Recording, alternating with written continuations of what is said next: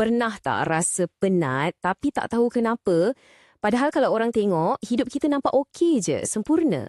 Tapi dekat dalam hati tu, rasa kosong yang teramat. Mungkin dekat luar kita senyum nampak sangat kuat, tapi hakikatnya tenaga kita dah habis. Saya yakin ramai yang tengah mengangguk faham sekarang ni kan? Tak apa, kita mulakan langkah pertama dengan mengakui kepenatan tu. Assalamualaikum dan selamat datang ke channel Heal Me Here.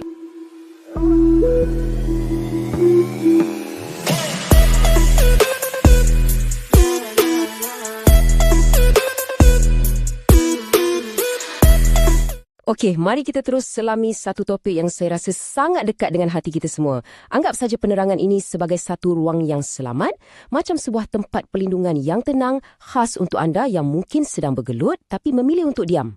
Hari ini kita akan rungkai sedikit tentang seni komunikasi, psikologi di sebalik emosi kita dan macam mana sebenarnya proses untuk sembuh.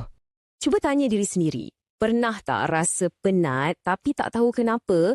Padahal kalau orang tengok, hidup kita nampak okey je, sempurna. Tapi dekat dalam hati tu, rasa kosong yang teramat. Mungkin dekat luar kita senyum nampak sangat kuat, tapi hakikatnya tenaga kita dah habis. Saya yakin ramai yang tengah mengangguk faham sekarang ni kan? Tak apa, kita mulakan langkah pertama dengan mengakui kepenatan tu.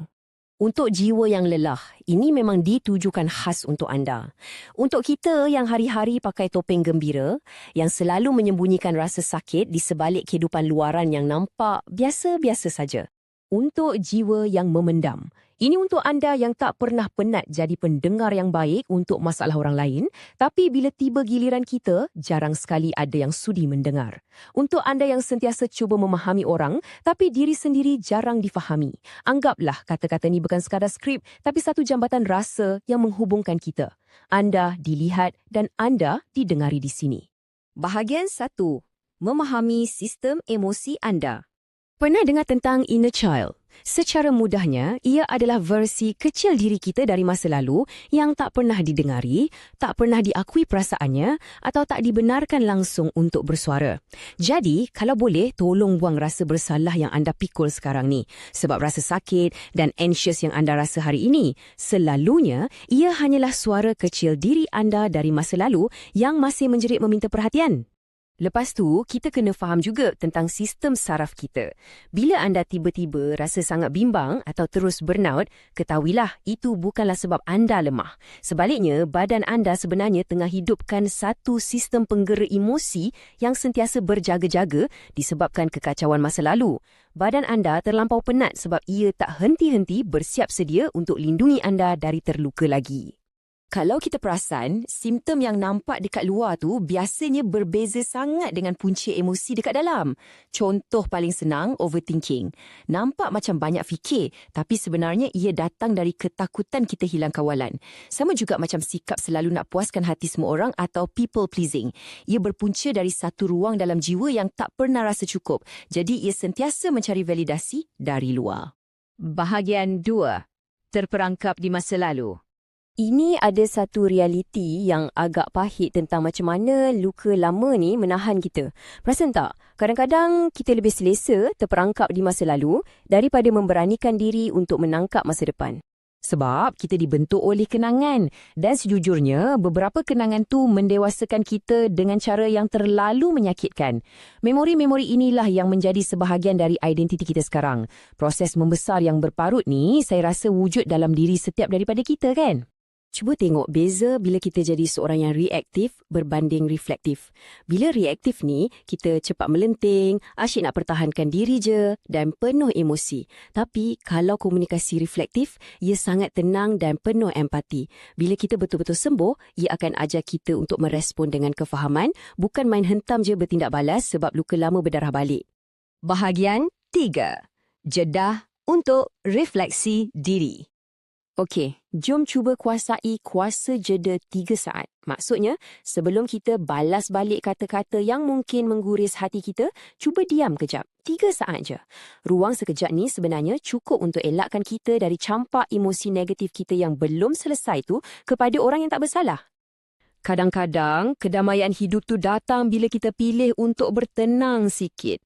Bak kata pepatah moden, menemukan damai saat jauh dari ramai. Kita tak perlukan validasi semua orang untuk rasa cukup. Kenapa komunikasi yang jujur dari hati ni sangat penting? Malah di dunia digital sekarang, terutamanya menuju tahun 2026, platform pun dah mula fokus pada skor kepuasan audiens berbanding sekadar view berjuta-juta yang kosong. Jiwa manusia pun macam tu juga. Memberi ruang untuk penyembuhan emosi yang sebenar tu jauh lebih berharga daripada kita melayan hal-hal toksik yang cuma menguras tenaga kita. Bahagian 4. Langkah kecil menuju sembuh.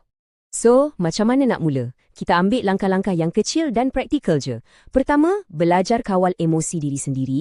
Kedua, cuba luahkan dalam jurnal, tulis je apa yang dirasa. Dan ketiga, untuk yang Muslim, cari balik ketenangan dalam sujud ketika solat dan belajar erti redha. Kena ingat, menyembuhkan luka ni bukan satu perlumbaan tau. Ia cuma langkah kecil yang kita kena buat setiap hari. Yang paling indahnya, proses penyembuhan psikologi ini sangat selari dengan nilai kerohanian kita. Ia menggabungkan muhasabah diri, tahap kesabaran yang luar biasa dan semestinya rahmah, iaitu belas ihsan pada diri sendiri. Proses merawat jiwa dan menyucikan emosi ini seiring sejalan. Inilah sebenarnya intipati perjalanan kita. Bermula dari fasa mengakui luka yang kita bawa, kemudian beralih kepada faham kenapa kita rasa macam tu.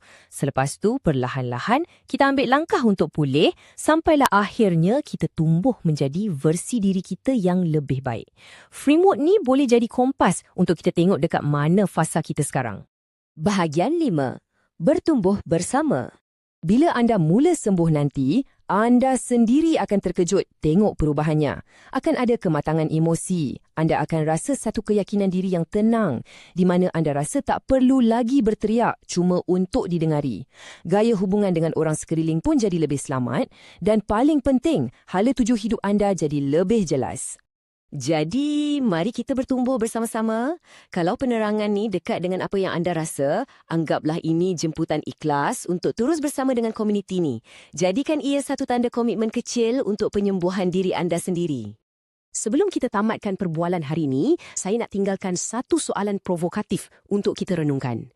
Apa yang bakal orang ingat dari kata-kata kita? Adakah ia akan membina jambatan untuk orang lain menyeberang? Atau kita sebenarnya sedang menoreh satu lagi parut yang baru? Sebagai penutup, pegang erat pesanan ini untuk jiwa yang sedang cuba pulih perlahan-lahan.